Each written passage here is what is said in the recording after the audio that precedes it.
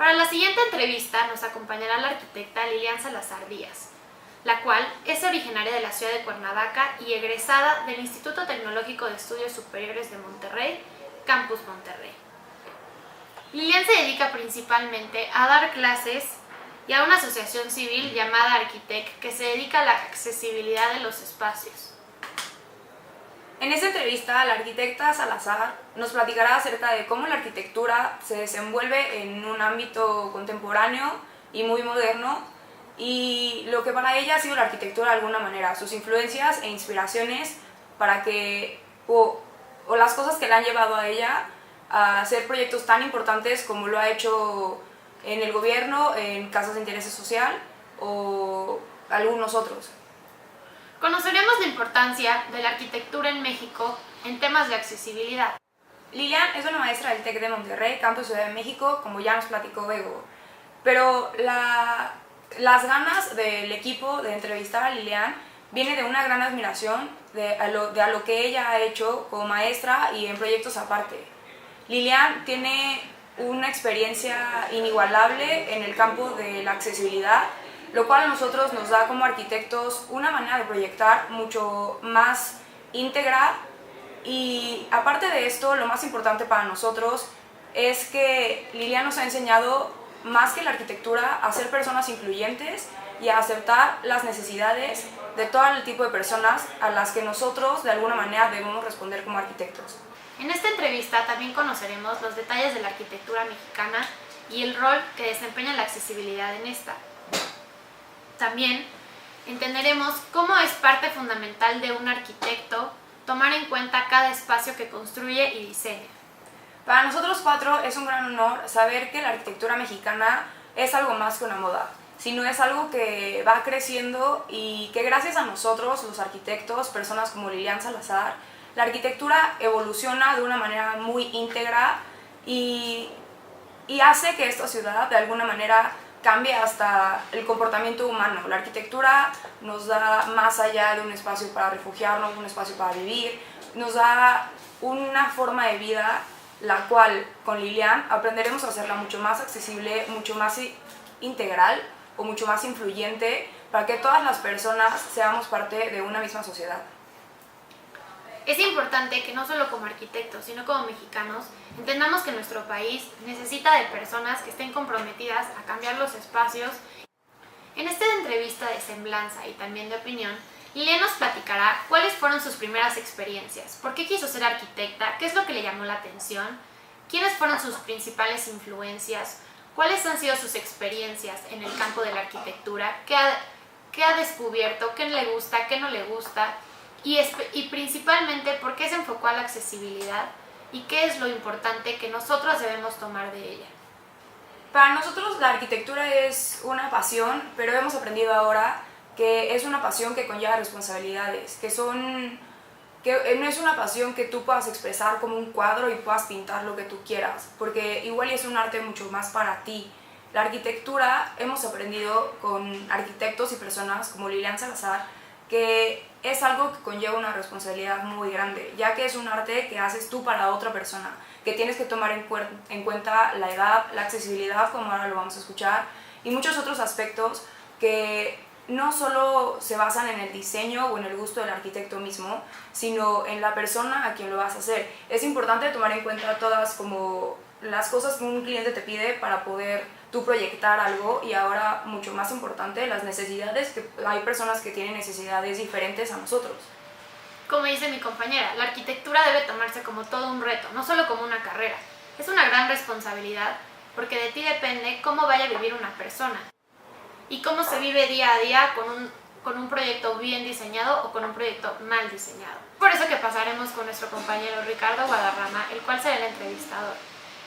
Ricardo hará una serie de preguntas que nos harán conocer a Lilian mucho más a fondo en su carrera arquitectónica, en los proyectos que ella ha desarrollado, en cómo empezó con la clínica de accesibilidad, cómo nos ayuda a los alumnos que tenemos el honor de ser parte de este servicio social, el cual nos capacita de una manera bastante completa, y también saber un poco más acerca de ella, acerca de la percepción que ella tiene de la arquitectura y pues también sus gustos, ¿no? Porque los arquitectos, muy aparte de hacer estos diseños como conceptuales para una persona, también es cierto que tenemos como una cierta personalidad y que cada quien diseña algo en su modo y a su gusto, tomando en cuenta estos factores que son muy importantes.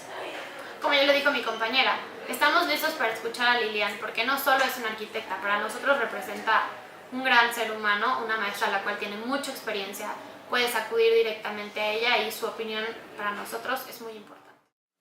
Hola, buenas tardes Lilian. Hola, ¿cómo estás? Muchas gracias por concedernos esta entrevista. De nada. Espero que no sea mucha inconveniencia. Bueno, el propósito de nuestra entrevista es conocer un poco más sobre tus puntos de opinión acerca de la arquitectura, de las áreas en las que te especializas y pues un poco para enriquecer nuestra estadía aquí como estudiante. ¿Por qué decidiste estudiar arquitectura?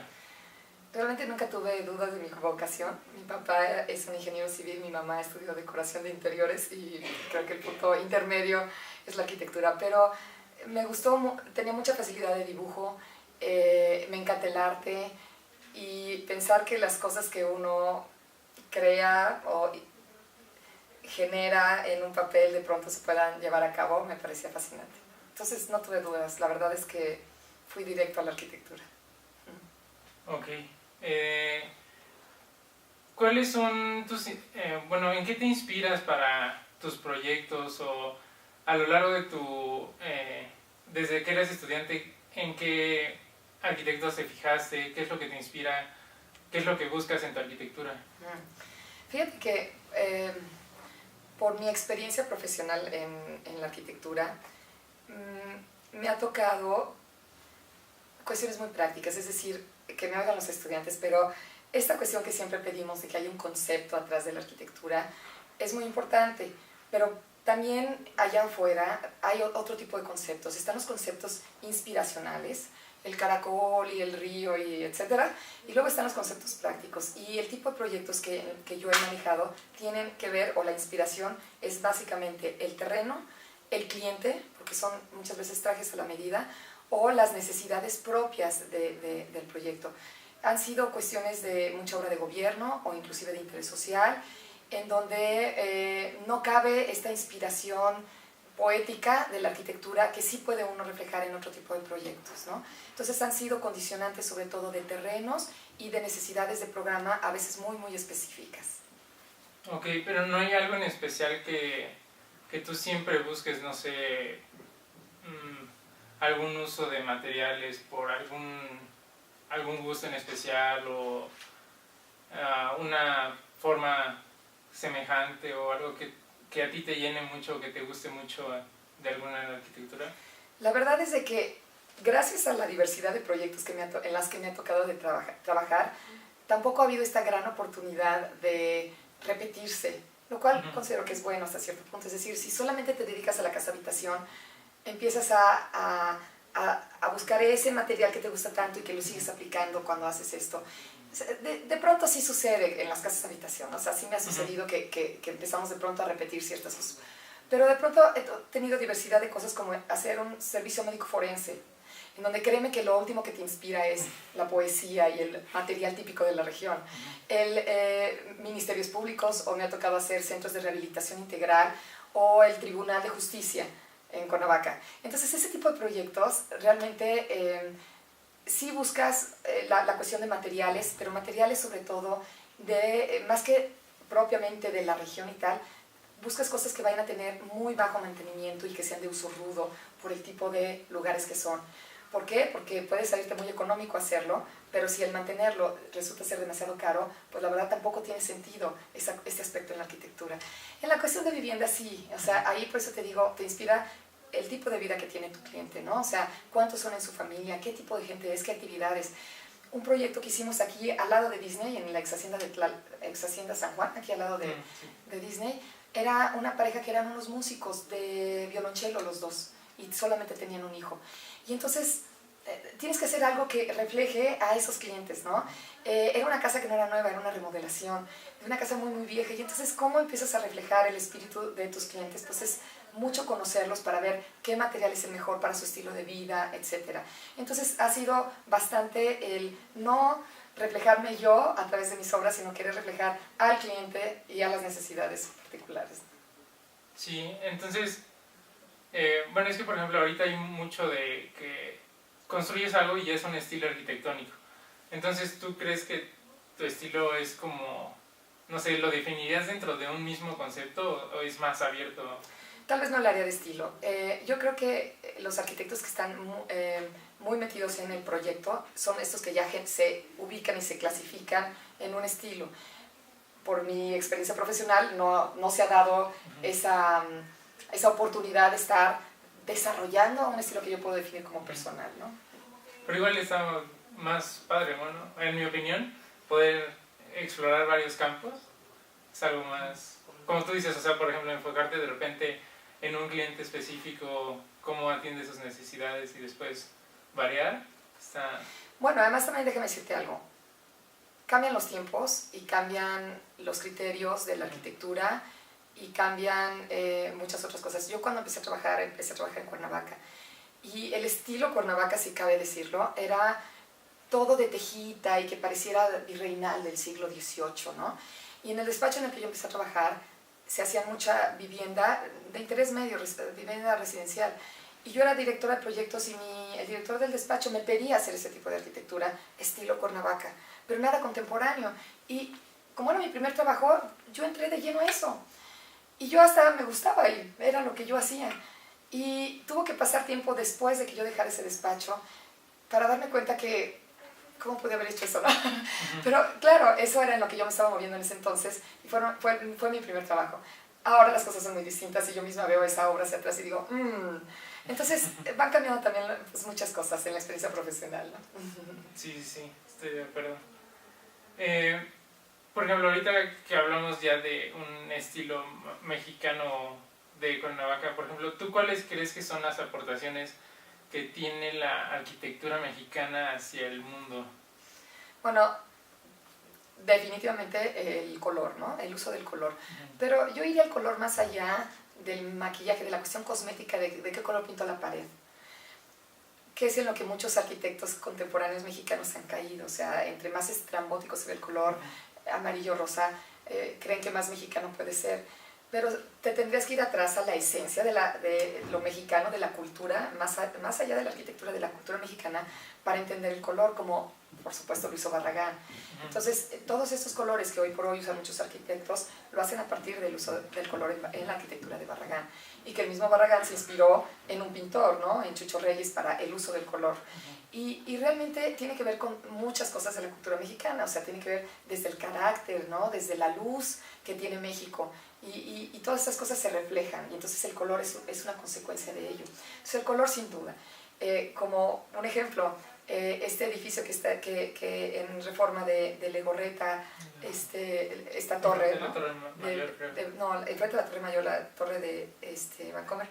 ¿Qué pasa cuando Norman Foster se asocia con Legorreta y dicen, bueno, lo que uno diría cualquiera quisiera estar asociado con este arquitecto premio Pritzker inglés, y lo que él dice es que él estaba feliz de poder aplicar el color morado en una de sus obras, porque en ningún otro país del mundo podía poner una arquitectura morada, ¿no? Que no fuera México. Y nosotros aquí estamos muy acostumbrados en un momento dado a ver el uso de color. Entonces, sin duda alguna el color.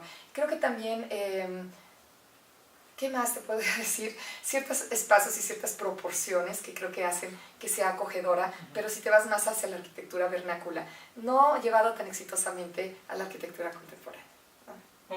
¿Con vernácula te refieres un poco como a la arquitectura un poco, no sé, yo me imagino, como soy de Valle de Bravo, la de pueblo, que es como vigas de madera, el uso más de piedra, de tabique, o a qué te refieres? La arquitectura vernácula es la arquitectura generada no por arquitectos, sino porque es la típica de la región.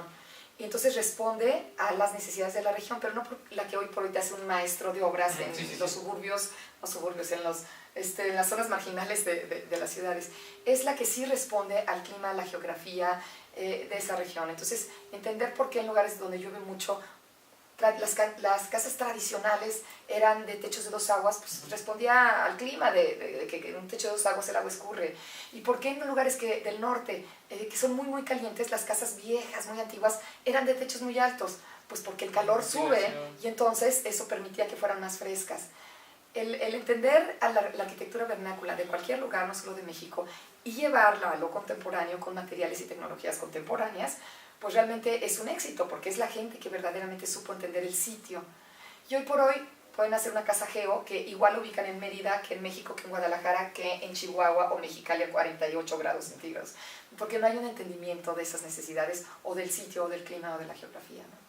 Sí, creo que es algo que hemos notado ahorita, por ejemplo, en proyectos que nos hablan mucho de arquitectura sustentable. Muchos de los criterios es, por ejemplo, tener ventilaciones naturales, iluminación natural.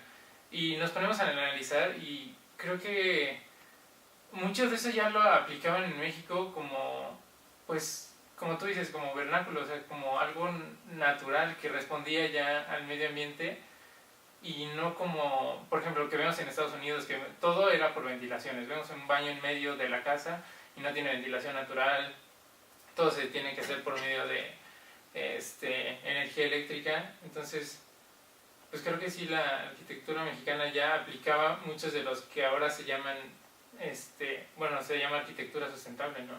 Sí, sobre todo eso, tratar de que sean sistemas pasivos, siempre aprovechar al máximo lo que tienes antes de empezar a usar recursos artificiales o de energía, ¿no? Y la verdad es que México ciudad, ahí sí no tengo que hablar necesariamente del país, tenemos un clima maravilloso que nos explota en la arquitectura para aprovechar la iluminación natural y la ventilación natural al máximo, que verdaderamente sea muy tarde cuando tengas que prender la luz o cuando requieras un poco de calefacción o un poco de enfriamiento, pero realmente el clima con buen sistemas pasivos de ventilación y de iluminación natural y de orientaciones podrías hacer maravillas. Y lo mismo, en la arquitectura vernácula se aprovechan los materiales regionales, porque la gente usaba lo que tenía, el barro, la piedra, la paja, el adobe, ¿no? O sea, usaban lo que tenían y sabían las propiedades térmicas que podía tener el adobe. Entonces llega un momento en que todo eso se pierde. No digo que para mal al 100%, porque hay muchos otros materiales que te dan muchas otras cualidades, pero el no entender lo que sí tienes en la región, eso sí es algo malo en la actualidad, ¿no?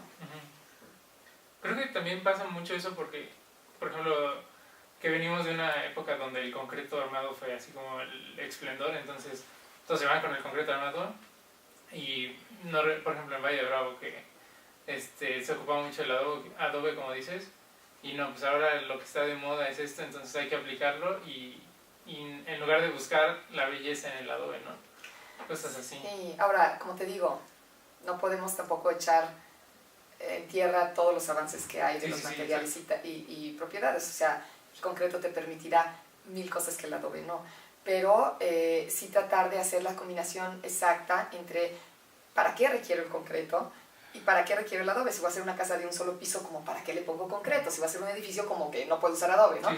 Entonces hay que entender el traje a la medida, qué proyecto es, para qué es, dónde está, qué materiales dispongo, ¿no? Locales, los puedo aprovechar, o hay uno que no es tan local pero que me da otras ventajas. Entonces es una mezcla, y para eso los arquitectos pues, sí tienen que conocer qué existe, ¿no? Cuál es la oferta de materiales, pero sobre todo pues como para qué son. Sí, bueno, y hablando un poco de las fallas, ¿tú cuáles crees que son algunos de los puntos donde la arquitectura mexicana debe mejorar? ¿Cuáles son sus errores más comunes? Pues yo creo que caer mucho en la moda, sin entender como más allá, es decir, querer parecer algo que no somos o quererte traer un modelo que funciona muy bien en otro lugar pero que no está apropiado para acá, ¿no? O sea, ¿hasta qué punto una torre de fachada de espejo es pertinente ponerla en Reforma? Probablemente sí, pero en otro contexto, fuera de la ciudad, pues era completamente fuera del lugar, ¿no?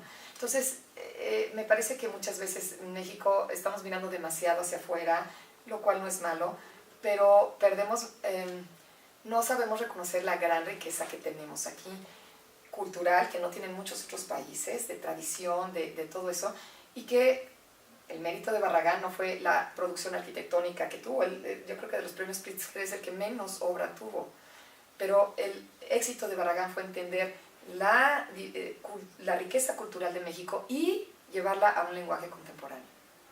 Entonces, eso no es algo que quedó en Barragán, eso es algo que podemos seguir haciendo, porque lo contemporáneo de la época de Barragán no es lo contemporáneo ahora. Ahora hay muchísimas cosas más. Entonces, ¿cómo podemos aprovechar lo contemporáneo que nos ofrece la arquitectura, la tecnología, la palabra sustentable, que Barragán no tenía conocimiento de cómo aplicar, aunque lo haría, ¿no? pero no como ahora lo entendemos?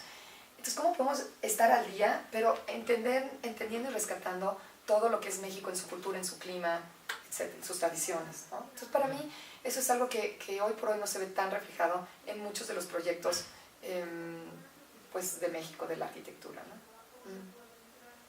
Sí, y bueno, por ejemplo, ahora que ya sabemos de la clínica que imparte sobre accesibilidad, nos hemos dado cuenta que también es uno de los puntos más importantes que no se han tratado.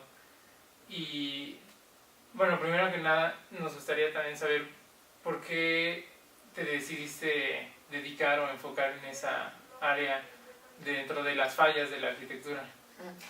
Bueno, la verdad es que yo me di cuenta que había un hueco en el plan de estudios sobre el tema de accesibilidad durante los años que yo fui directora de carrera aquí. Y por estar en contacto pues, con muchos medios y estar pues, con muchas relaciones allá afuera, por lo mismo que me demandaba el cargo, y entendía que eso es algo que faltaba, pero no era una falla del TEC. México País no estaba abordando los programas de arquitectura el tema. Después de esos 8 años en la dirección de carrera, ya como profesora de planta, tuve un poco más de oportunidad y de tiempo para poder hacer un proyecto al respecto.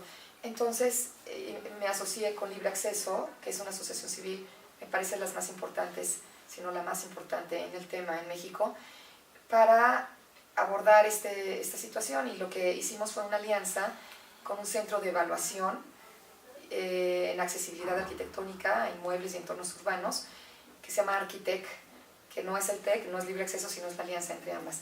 Entonces, aquí las instituciones se acercan a Libre Acceso solicitando una asesoría de cómo volver sus instalaciones accesibles para atender a personas con discapacidad, ya sea al público o empleados, y a nosotros nos los canaliza Libre Acceso, y nosotros a través de este centro evaluador lo que hacemos es un modelo que me parece muy exitoso, en donde con el servicio social de los alumnos de arquitectura capacitamos a los alumnos en el tema, cosa que no reciben en otra materia. Los capacitamos bastante bien en el tema y en una metodología para evaluar, y después vamos a evaluar la instalación que nos los pidió. Hacemos un dictamen que le entregamos a la institución para que ellos puedan hacer las reformas necesarias. Ese es un objetivo, que sea más accesible allá afuera la comunidad o el mundo. Pero otro objetivo igualmente importante es que los alumnos de arquitectura interioricen la importancia en el tema de la accesibilidad como profesionistas y como personas. Y yo te puedo decir que ahí es, en los 8 años que llevamos en la clínica, un éxito rotundo. Los alumnos verdaderamente quedan marcados con la clínica en el entender la responsabilidad que tendrán como diseñadores en ser incluyentes, ¿no? Sí,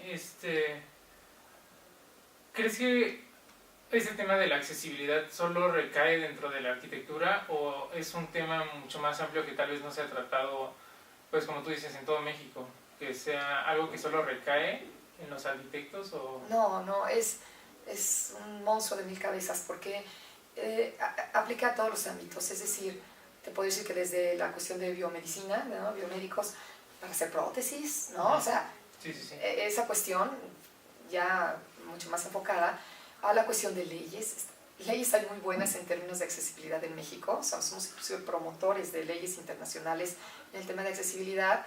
El problema no es tanto la ley, sino el cumplimiento de la ley, en donde ahí sí tenemos grandes áreas de oportunidad, en donde no se cumplen desafortunadamente esas buenas leyes que tenemos. Entonces hay muchas fallas en el cumplimiento.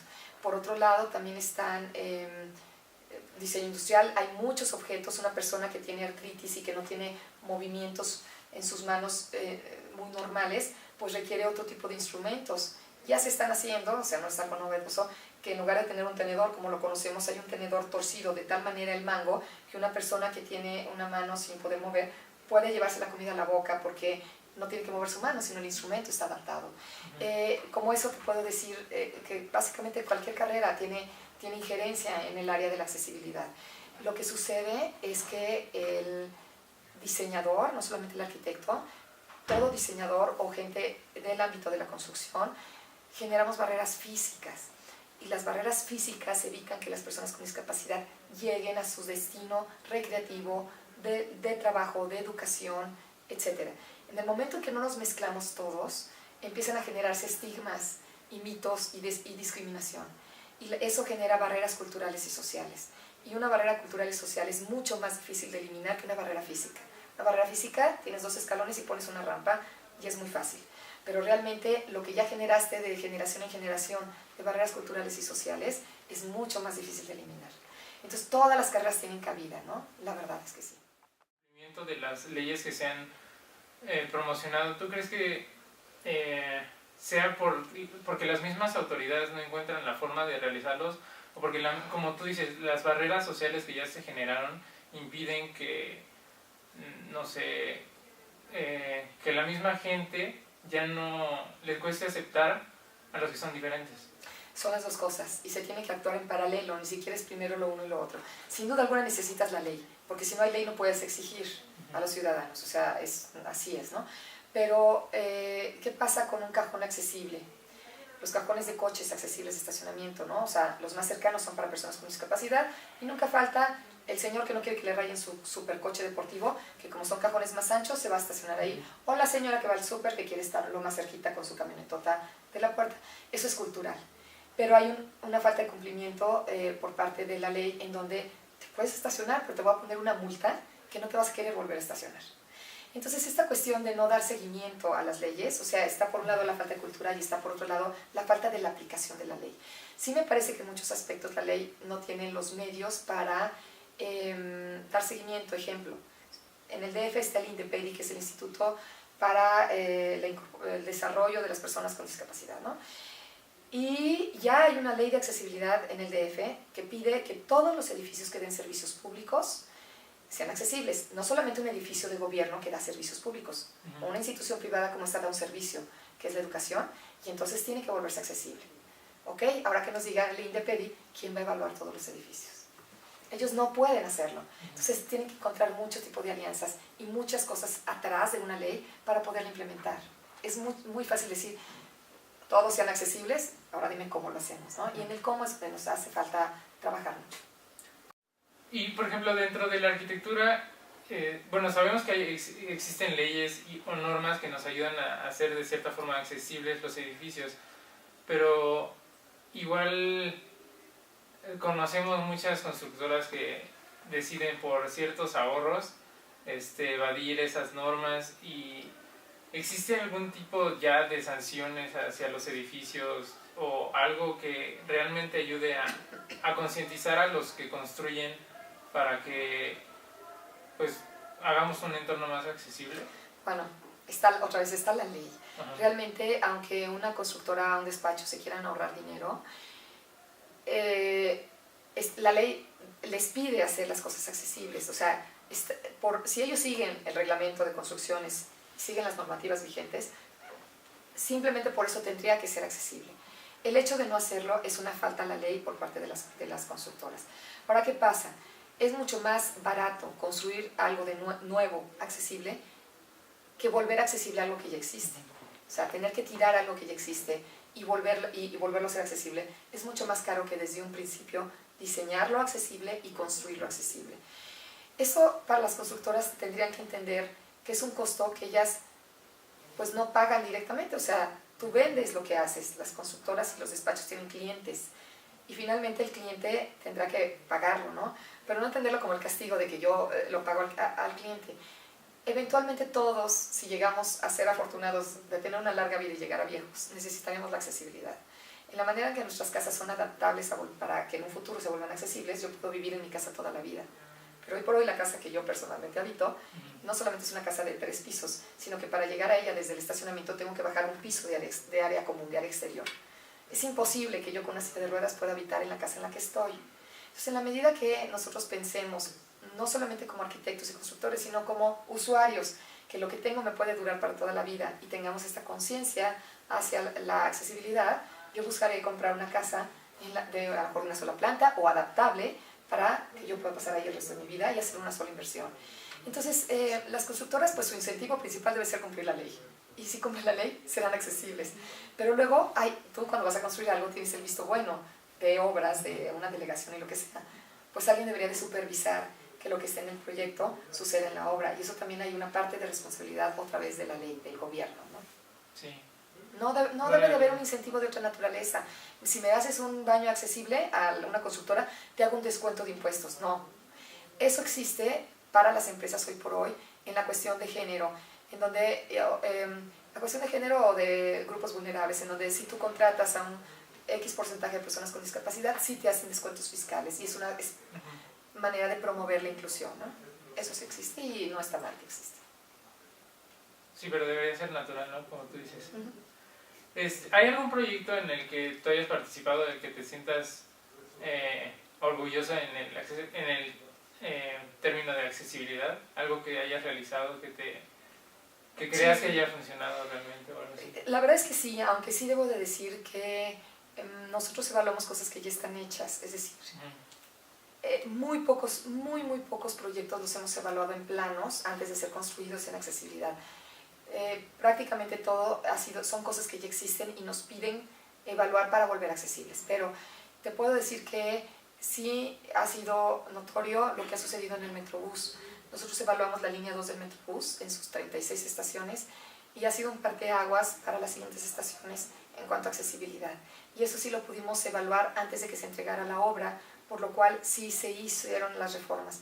También hemos evaluado la línea 4 del Metrobús, que tiene muchas más mejoras, ¿no?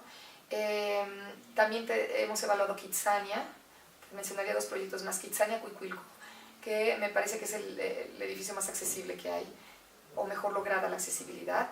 Tiene todavía un par de cosas pendientes, sobre todo para discapacidad visual y auditiva en cuestión de señalización, pero fuera de eso es muy accesible y bien hecho, desde el proyecto bien hecho.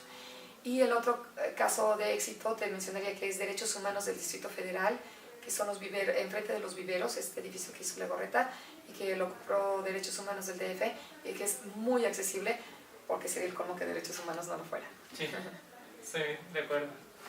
Pues bueno, muchas gracias por la entrevista, te agradecemos realmente tu tiempo y esperemos que pronto podamos seguir con esta plática para conocer más de este tema. Muy bien, gracias a ustedes y mucha suerte en su materia. Muchas gracias. La arquitectura es algo más que el arte que se crea para uno mismo. La arquitectura es el arte de crear algo para alguien más, lo cual le da una complejidad y sinceridad como a ningún otro arte. La arquitectura es entender a la ciudad y a su gente, a su geografía, entender a sus clientes, al clima, a los colores y a la luz. Pero ahora sabemos que la arquitectura también tiene una responsabilidad con las personas, ya que debe responder a las necesidades para toda y cada una de esas personas que necesiten hacer uso de esta. Un aspecto que podemos rescatar es el cómo la arquitectura actual ha cambiado mucho del estilo contemporáneo, que aunque se puede decir que usa las bases del estilo contemporáneo, no es lo mismo, porque, por decir un ejemplo, en los materiales actualmente se han ido mejorando y se han ido implementando nuevos materiales que pueden hacer que tu estructura sea más sólida y sea más, a su vez, más resistente. Otro tema que puedo rescatar es el tema de la accesibilidad, que es un tema que muchas veces dejamos de lado y por lo tanto dejamos de lado a las personas con necesidades especiales y no nos preocupamos por el cómo accederán a ciertos lugares o en ciertas ciudades tan solo para atravesar una calle.